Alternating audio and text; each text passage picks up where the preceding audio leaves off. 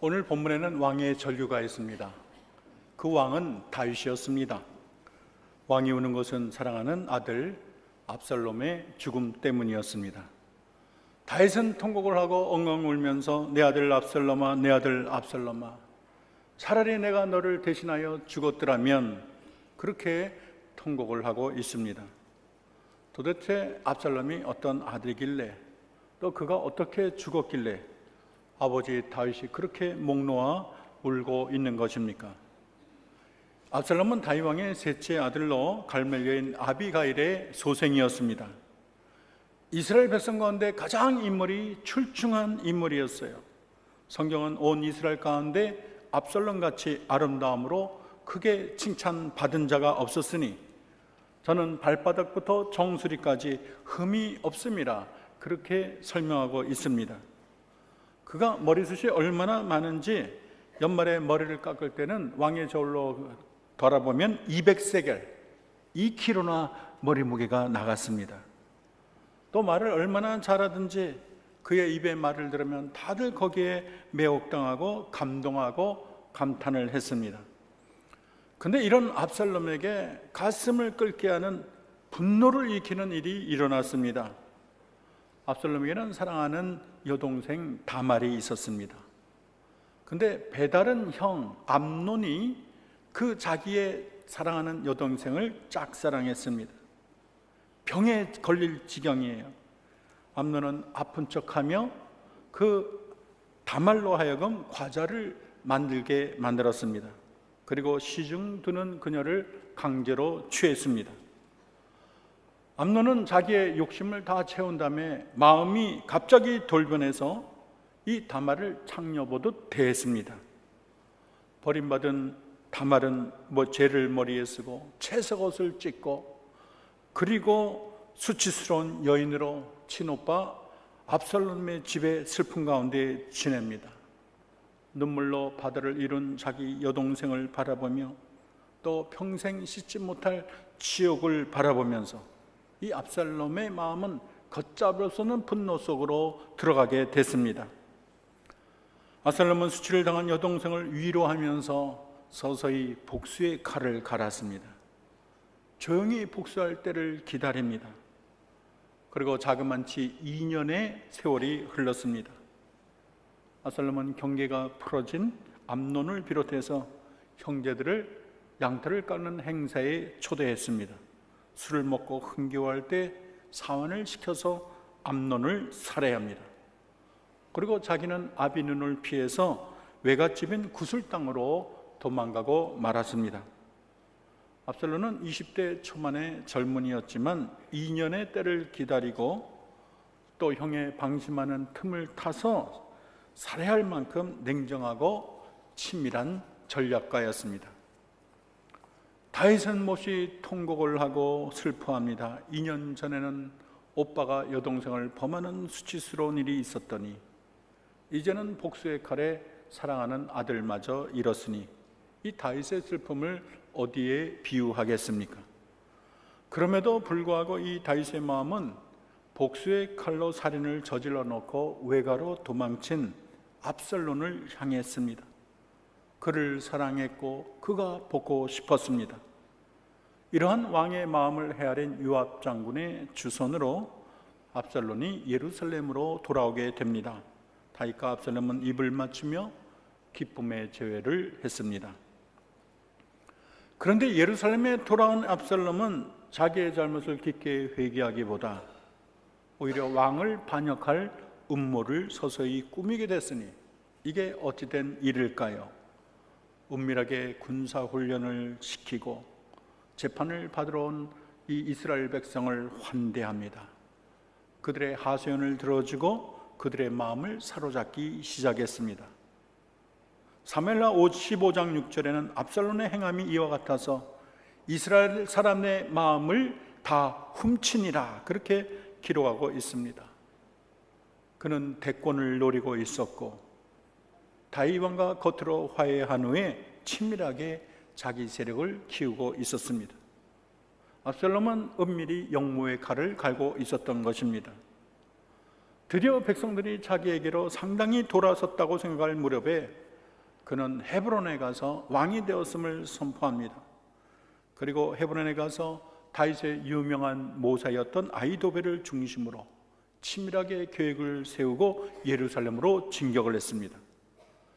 사무엘하 15장 13절에서 전령은 다윗에게 이스라엘의 인심이 압살롬에게 다 넘어갔다고 말을 합니다. 다윗은 큰일 난 것을 깨닫고 후궁 10명을 왕궁에 남겨놓고 긴급히 몸을 피했습니다.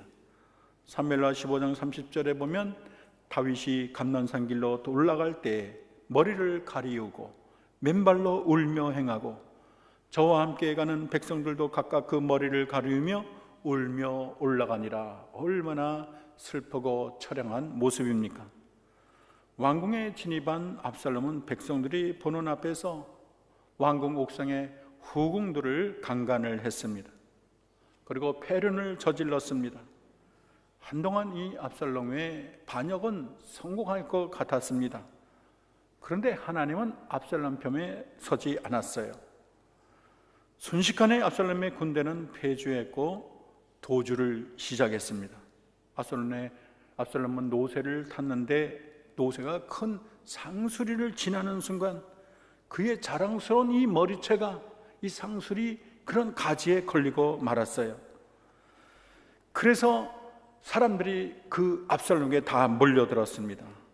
그런데 다윗 왕이 이 압살롬을 죽이지 말라고 당부했기 때문에 아무도 압살롬을 죽일 생각을 하지 않았는데 유독 요압 장군은 손에 작은 창셋을 가지고 상수리에 걸려 버두정거리는 이 압살롬의 심장에다가 이 창을 꼽아서 결국 압살롬은 그 자리에 즉사하고 맙니다. 압살롬은 율법을 크게 어긴 중죄인이었습니다. 형 암논을 살해한 살인자였습니다. 아버지의 후궁들과 간음한 간음자였고 아비의 마음에 큰 고통을 준 불효자였습니다. 아버지 백성들의 마음을 도적한 도둑이었고 왕위를 탐내어 반역을 한 반역자였습니다. 또 왕을 죽이려고 한 배륜아였습니다. 그는 살인했고 도둑질했고 거짓말했고 간음했고 부모를 거역했습니다.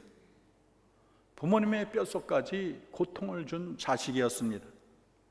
이 압살롬이라는 이름은 내 아버지는 평화, 하나님의 평화라는 뜻을 가지고 있지만 그는 그 이름에 걸맞지 않게 아버지 다윗의 눈에 피눈물을 흘리게 한 자식이 되었습니다. 우리가 사는 세상에는 배신이 난무한 세상입니다. 이 세상의 역사만 봐도 그렇습니다. 동성애 궁정 야호의 권력을 앞세운 음모와 배신이 얼마나 많습니까? 우리 셰익스피어의 줄리어드 시저를 보면 시저는 브루토스의 칼에 맞아 죽고 말자 브루토스 넘어자라는 말을 남기고 세상을 떠났습니다. 중국의 수나라는 양견이 세운 나라인데 그의 아들 수영제가 4차례나 100만이 넘는 군대를 가지고 고구려를 치다가 부하의 배신으로 죽음을 당하고 말았습니다. 그런가 하면 우리나라도 박정희 대통령은 가장 믿고 신뢰하는 오른팔 중정부장 김재규의 총에 맞아 운명하고 말았습니다. 인간사에서 가장 용서하기 어려운 것이 배신입니다. 배신만큼 사람에게 상처를 주고 허탈감을 주는 그런 아픔은 없습니다. 잘 모르니 남이 배신을 하면 그럴 수도 있겠다 생각이 드는데 철석같이 믿었던 가장 가까운 사람이 배신을 하면 그 아픔은 백배 천배 오래가는 법입니다. 배신의 아픔은 사랑의 깊이와 비례합니다. 그래서 사람들은 은혜를 원수로 갚는다 그런 말을 하지 않습니까? 배신은 마음에 한으로 남고 배신의 그림자만 봐도 몸서리치게 사람들은 싫어합니다. 세상을 살기 가장 어려운 순간이 배신을 당할 때예요. 배신은 모든 기대가 와르르 무너지는 순간인 것입니다. 우리가 그런 일을 당하면 보통 사람은 너 같은 자식 죽어 마땅하다 그럴지 모르겠어요. 내 눈에 흙이 들어와도 나는 너 같은 놈 안 보겠다 할지 모르겠어요. 너는 당연히 받을 벌을 받았다 냉정하게 말할지도 모르겠습니다. 그런데 놀랍게도 오늘 다윗이 보여준 사랑은 이 지독한 배신을 넘어서는 무한한 사랑이었습니다. 비록 압살롬이 다윗의 왕위를 찬탈하려고 그의 목숨을 빼앗으러 군대를 이끌고 왔지만 마하나임에서 군대를 재정비한 다윗은 요압과 아비새 이때에게 나를 위하여 젊은 압살롬을 너그러이 대우하라 신신당부했습니다. 다윗은 자기를 배신한 압살롬에게 끝까지 너그러웠습니다.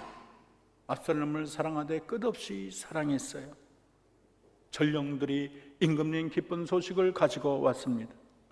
여호와께서 오늘 임금님의 모든 대적들에게 의로운 판결을 내리시고 모든 원수를 이기게 했습니다. 그렇게 보고할 때 다윗은 여전히 자신의 자식을 걱정하면서 나의 어린 자식 압살롬은 잘 있느냐 물었습니다.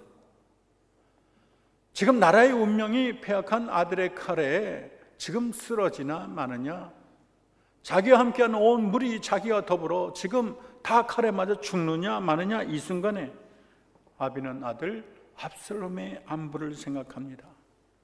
이게 정말로 참된 아비의 마음이 아니겠습니까? 압살롬이 죽었다는 이야기를 듣자 다윗은 떨며 성문 위의 다락방에 올라가 대성통곡을 합니다. 내 아들 압살롬아, 내 아들 압살롬아, 차라리 내가 너를 위하여 죽었으면 좋았을 것을. 압살롬 내 아들아, 내 아들아, 목 놓아 울고 있습니다. 이 자식을 향한 아버지의 통곡이 우리 모두를 숙연하게 하는 것입니다. 다윗의 탄식은 아들을 위하는 아버지의 한없는 사랑이었습니다. 다윗은 통일 제국의 제왕이었지만 자식의 죽음 앞에는 평범한 아비와 다를 바가 하나 없었습니다. 그의 비탄과 통곡은 이 권력의 위험과는 거리가 멀었습니다. 자기의 심장을 겨누고 비수를 찌르는 그 아들의 행적도, 아들을 대한 모든 안 좋은 추억들도 거리가 멉니다. 그 사랑을 꺾지 못합니다. 참된 사랑은 이렇게 용서의 힘이 큰 것입니다. 참된 사랑이 용서하지 못할 것은 없어요. 용서가 잘 안 된다는 것은 그 사랑이 진실하지 못하기 때문인 것입니다. 자신을 죽이려 했던 아들 압살롬, 배신을 감행하고 패역했던 아들 압살롬, 그 아들을 죽음을 슬퍼하고 괴로워하고 차라리 내가 죽으면 좋았을 뻔했다 죽기를 바란 아버지, 우리는 그 다윗의 모습에서 우리의 진정 우리를 사랑하는 아버지 하나님의 사랑을 발견할 수가 있습니다. 사실 생각해 보면 이 다윗의 처절한 통곡이 우리를 사랑하시는 하나님의 통곡이 아니겠습니까? 하나님이 우리를 향한 사랑은 이루 말할 수가 없어요. 얼마나 큰지 이사야 49장 16절은 내가 너의 이름을 내 손바닥에 새겼다 말하고 계십니다. 이사야 49장 15절에는 여인이 어찌 그 젖먹는 자식을 잊겠으며 자기 대선한 아들을 긍휼히 여기지 않겠느냐. 그들은 혹시 잊을지라도 나는 너를 잊지 아니할 것이라. 이것이 아버지 하나님의 마음이 되는 것입니다. 압살롬이 아버지의 사랑을 저버리고 배신을 한 것처럼 하나님의 큰 사랑을 입은 우리 인간들은 아담 때부터 배신의 역사를 써내려 왔습니다. 하나님의 말씀보다는 사탄의 말에 귀를 기울였고 하나님을 섬기기보다 우상 섬기기를 더 좋아했습니다. 우리 하나님의 마음이 얼마나 아팠는지 이사야 1장 2절 3절은 하늘이여 들으라, 땅이여 귀를 기울이라. 여호와께서 말씀하기를 내가 자식을 양육하였거늘 그들이 나를 거역하였도다. 소는 그 임자를 알고 나귀는 주인의 구유를 알건만은 이스라엘은 알지 못하고 나의 백성은 깨닫지 못하는도다. 하나님이 슬퍼하셨고 아파하셨고 그의 마음이 갈기갈기 다 찢어지고 말았습니다. 그런데요, 우리 하나님은 포기하지 않으셨습니다. 죄는 미워나 사람은 끝까지 사랑했습니다. 우리 하나님은 지독한 배신을 넘어서는 크고 놀라운 사랑을 우리에게 보여준 것입니다. 여러분, 기독교는 사랑과 용서의 종교입니다. 우리 기독교는 죄는 미워하지만 죄인은 미워하지 않는 종교예요. 이 사랑과 용서의 절정은 십자가라고 말할 수가 있습니다. 다윗이 압살롬을 위하여 죽으면 좋을 뻔했다고 말을 했지만 사실 압살롬을 위하여 죽은 것은 아니었어요. 근데 십자가에 달리신 예수님은 우리들을 위하여 자기 생명을 십자가에 쏟음으로 역사상 하나님의 사랑과 용서의 가장 위대한 모델로 남아 계십니다. 여러분, 새로운 인물은 감옥이나 법정에서 만들어지는 것이 아니고 용서와 사랑 가운데 새로운 인물이 태어나는 것입니다. 우리는 오늘 배신을 넘어서는 하나님의 사랑에게서 우리를 향하신 하나님의 사랑과 용서의 세 가지 특징을 살펴보고자 합니다. 먼저 하나님의 사랑과 용서는 무한합니다. 하나님의 사랑과 용서는 한계가 없어요. 다윗은 자기에게 칼을 겨눈 자식마저 사랑하고 용서할 만큼 그 사랑과 용서가 한량이 없었습니다. 하나님의 사랑과 용서도 한계가 없고 차별이 없습니다. 사실 우리들의 사랑은요, 차별이 심해요. 다 용서하지만 너만은 안 돼. 내 마음을 갈기하게 찢어놓은 당신만은 내가 용서를 못하겠어. 내 인생에 죄를 뿌린 당신만은 용서 못해.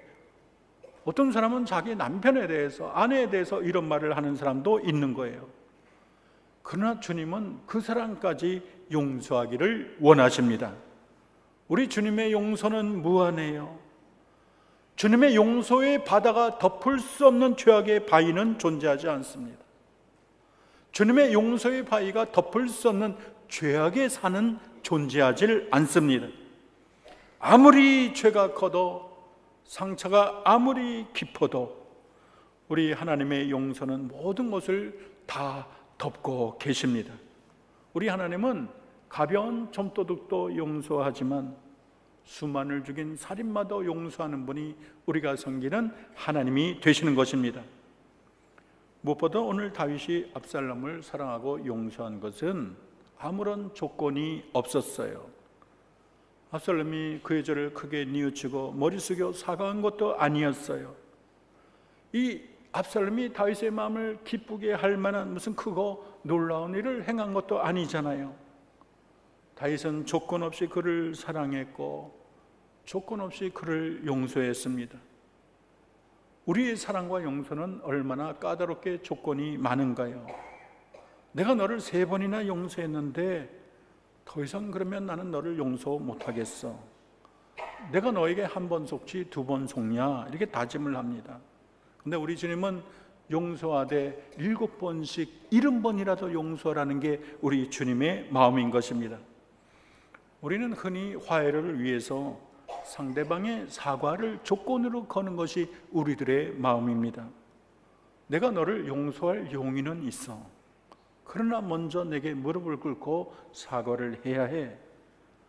내가 너의 사과를 받기 전에는 내 눈에 흙이 들어와도 나는 용서 못하겠어. 항상 나의 용서보다 당신의 사과를 요구하는 것이 우리들의 자세가 아닙니까? 근데 오늘 주님을 보십시오. 우리 주님의 용서에는 조건이 없어요. 가늠한 여인이 주님께 용서를 빈 것도 아닌데 우리 주님은 그 여인을 불쌍히 여기시고 용서하시고 사랑하셨습니다. 예수님은 그 여인에게 한마디 정죄의 말도 하지 않았어요. 너를 정죄한 자가 있느냐? 나도 너를 정죄하지 않겠다. 다시는 죄를 짓지 마라. 하나님은 그 여인의 모든 허물을 덮어주시고 그녀가 다시 용기를 내어 살 수 있는 기회를 다시 허락해 주셨습니다. 우리 주님의 무조건적인 이 용서가 가장 빛을 발한 것은 십자가라고 말할 수가 있습니다. 주님은 우리 죄를 위해 십자가에 달리신 때는 우리가 무슨 선행이나 미덕을 많이 행할 때가 아니었어요. 우리가 주님 앞에 엎드려 회개하고 통고하고 눈물을 흘릴 때도 전혀 아니었습니다. 주님이 우리를 위하여 십자가에 달릴 때는 나는 여전히 죄인이었고 하나님과 원수가 되었을 때였습니다. 그래서 로마서 5장 8절은 말하기를 우리가 아직 죄인 되었을 때에 그리스도께서 우리를 위하여 죽으심으로 하나님께서 우리에 대한 자기의 사랑을 확증하였느니라 말을 하고 계십니다. 예수님은 십자가에 돌아가실 때 채찍질하고 못을 받는 로마 병정을 위하여 기도를 합니다. 아버지여 저들을 사하여 주옵소서. 자기가 하는 일을 알지 못함이니이다. 예수님이 십자가에 달려 돌아가실 때 로마 병정이 그들의 죄를 깨달은 게 아니었어요. 그들은 하나님의 아들을 못 받는 걸 죄로 인식하지도 못했습니다. 그러면 그들이 자기 죄를 회개했나요? 당연히 아닙니다. 죄가 죄인 줄 몰랐기 때문에 회개조차 하지 않았어요. 그들이 죄를 깨달은 것도 아니고 회개한 것도 아닌데 우리 주님은 십자가에서 저의 죄를 용서해 달라고 하나님께 기도를 올리고 있는 것입니다. 두 번째로 참된 용서는 먼저 찾는 것입니다. 여러분, 우리가 하나님을 찾은 것 같지만 먼저 하나님이 우리를 찾았다는 사실을 우리는 잊어서는 안 될 줄로 믿습니다.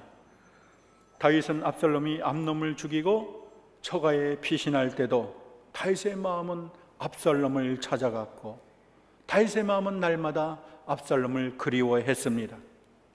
이 아비의 마음이 전달되어 결국 다윗은 압살롬을 품에 안을 수가 있었습니다. 압살롬의 거친 무서운 반역이 시작됐습니다. 아버지의 후궁을 범하고 아비를 죽이려고 군대를 이끌고 온 패역한 자식이라서 이제 아버지와 자식은 영영이 물을 건너간 것 같습니다. 사랑은 증오로 바뀔 것 같은데 다윗은 달랐습니다. 다윗은 여전히 압살롬의 안부를 물었고 압살롬이 혹시나 잘못될까 봐 전전긍긍했습니다. 압살롬이 찾아와 무릎 꿇고 빈 것도 아닌데 다윗의 마음은 애타게 압살롬만 바라봅니다. 지금 목숨을 걸고 압살롬과 전쟁을 벌이고 있는데도 그의 안위와 평안만을 구하고 있습니다. 그래서 지휘관들에게 압살롬을 해하지 말라고 너그러이 대하라고 당부하고 있습니다.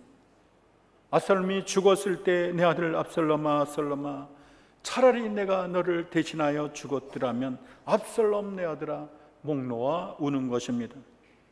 여러분, 이것이 우리가 섬기는 아버지의 마음이 아니겠습니까? 육신의 눈으로 내가 하나님을 사랑한 것 같지만 영으로 보면 하나님이 무궁한 사랑으로 우리를 먼저 사랑해 주셨습니다. 내가 하나님을 택한 것 같지만 하나님은 만세전에 우리를 택하시고 태어나기 전부터 나를 아셨고 그러므로 구원의 주체는 내가 아니고 하나님이 되십니다. 하나님이 나를 택했고 하나님이 나를 믿음의 자리로 인도해 주신 것입니다. 우리 예수님은 찾아오시는 하나님이셨어요. 이른 양 하나를 찾기 위해서 산과 들로 헤매시며 한 마리 양을 찾아 헤매는 하나님이 아니겠습니까? 내가 실패하여 숨은 곳에도 우리 주님은 찾아오시고 내가 삶의 빈배가 되어 처량하게 있는 그 자리에도 우리 주님은 나를 찾아오십니다. 죄악이 관영한 소돔과 고모라에도 타락한 세상에도 또 엄동사랑과 같은 이 차가운 세상에도 우리 하나님은 한아름 사랑의 꽃을 품고 우리에게 찾아오시는 주님이 되는 것입니다. 마지막으로 하나님의 사랑과 용서는 과거를 묻지 않습니다. 오늘 다윗은 압살롬의 이름을 부르며 통곡할 때 아비의 마음을 아프게 한 그런 내역들을 떠올리지 않았어요. 네가 얼마나 못된 자식이냐, 네가 얼마나 불효막심한 놈이냐, 서운한 과를 따지듯이 나열하지도 않았습니다. 다윗은 그저 사랑하고 그저 용서합니다. 내 아들 압살롬아, 내 아들 압살롬아, 내가 너를 대신하여 죽었더라면 압살롬아 내 아들아, 목 놓아 통곡하고 있는 것입니다. 여러분, 베드로를 생각해 봅시다. 베드로는 가장 결정적인 순간에 그토록 사랑하는 예수님을 모른다고 3번이나 부인했고 마지막은 저주까지 했습니다.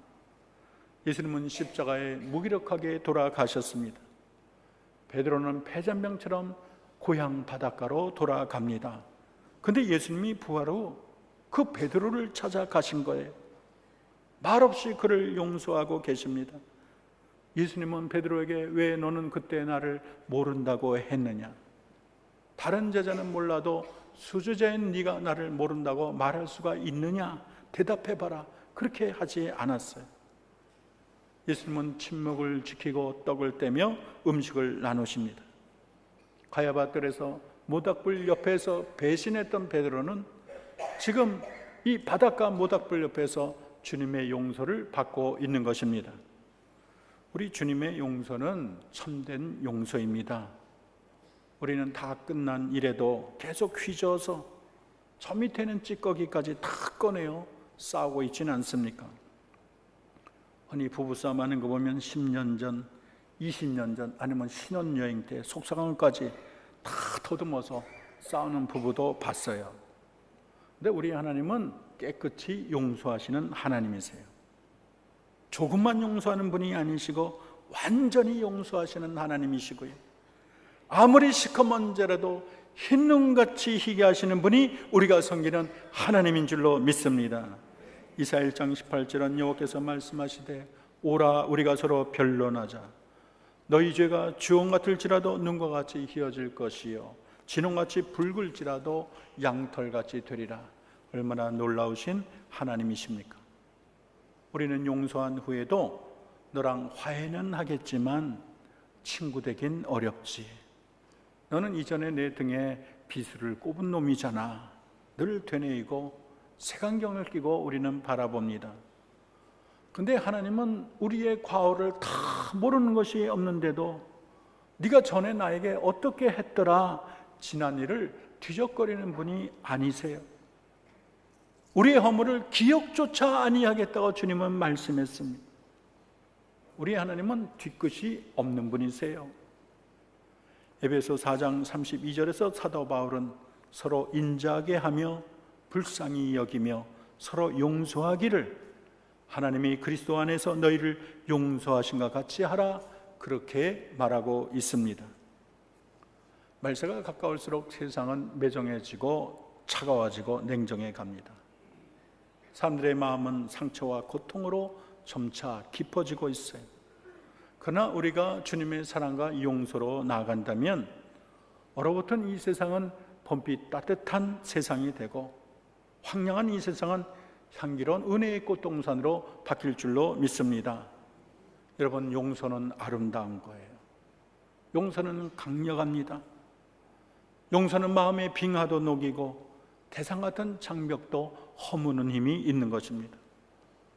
용서는 얼어붙은 동통도 녹이는 춘풍과 같은 거예요. 몸이 건조한 세상을 살맛 나는 세상으로 만드는 것이 용서입니다. 용서는 멀어진 사람을 가깝게 하고 산산조각난 인간의 관계를 회복시켜주는 능력이 있습니다. 여러분, 참된 위로는 용서에서 시작되는 거예요. 용서에서 치유의 역사가 일어납니다. 용서할 때 상처받은 공동체가 치유되고 갈라진 공동체가 달라붙게 되는 것입니다. 우리가 자연을 보세요. 전쟁이나 온 천하가 다 산천 태워져도 자연은 그것을 용서하잖아요. 그래서 그 다음에 보면은 이름 모를 들풀이 나오고 꽃들이 나오고 수풀로 덮어서 거기에 싹이 나고 푸른 풀이 듣고 꽃이 피고 열매를 맺지 않습니까? 산불이 스쳐간 곳, 홍수가 휩쓸고 간 곳, 지진이 허물어 놓은 곳, 그 어느 곳에도 자연은 세월을 통해서 모든 것을 사랑의 손길로 용서하고 치료하고 새롭게 고치는 것입니다. 여러분, 주님의 사랑과 용서가 모든 것을 바꿔놓을 줄로 믿습니다. 용서의 터 위에 세상이 달라지고 가정이 달라지고 교회가 달라지고 사람의 표정이 달라지는 거예요. 은혜의 나라는 사랑과 용서의 기초 위에서 건설되는 것입니다. 우리는 용서 없이 살 수 없는 존재예요. 잘 알고 보면 용서받을 자는 당신이 아니고 나라는 사실을 알아야 합니다. 우리는 어제도 용서받고 오늘도 용서받고 내일도 용서받아야 숨 쉴 수 있는 존재인 것입니다. 우리 모두 오늘 다윗이 보여준 배신을 넘어서는 한없는 사랑을 배우는 저와 여러분 되기를 기도합니다. 다윗이 자신을 반역한 압살롬을 한없는 사랑으로 품은 것처럼 예수님께서 십자가에서 수많은 죄인과 원수들을 사랑하고 용서한 것처럼 우리 모두 주님의 사랑과 용서의 팔로 서로를 안아주시기 바랍니다. 주님의 사랑이 용서하지 못할 자가 없고 주님의 사랑이 품지 못할 자가 없습니다. 서로 어떤 과거의 아픔이나 상처일랑 우리 주님의 사랑과 용서로 날려버리기 바랍니다. 아직도 용서하지 못하고 용서받지 못한 죄가 있다면 여러분 천성 갈 때 그것이 여러분에게 큰 짐으로 남게 될 것입니다. 우리 모두 주님의 사랑과 용서의 힘으로 얼어붙은 동토와 같은 황량하고 차가운 이 세상을 따뜻하고 향기로운 은혜의 꽃동산으로 일구기를 소망합니다. 기도하겠습니다. 은혜와 사랑의 하나님, 아버지 하나님 마음에 못질하고 아버지에게 반역하고 욕되게 하고 왕권을 위해 아버지를 죽이려고 했던 아들을 끝까지 사랑하고 아들의 죽음을 통고하고 사랑한 다윗처럼 아버지 하나님은 배신의 골짜기를 넘어 은혜와 사랑의 십자가를 보내주시니 감사합니다. 주님의 그 놀라운 사랑, 과분한 사랑을 마음에 새기고 우리도 남은 시간 사랑과 용서의 길을 걷게 하옵소서. 예수님의 이름으로 기도합니다.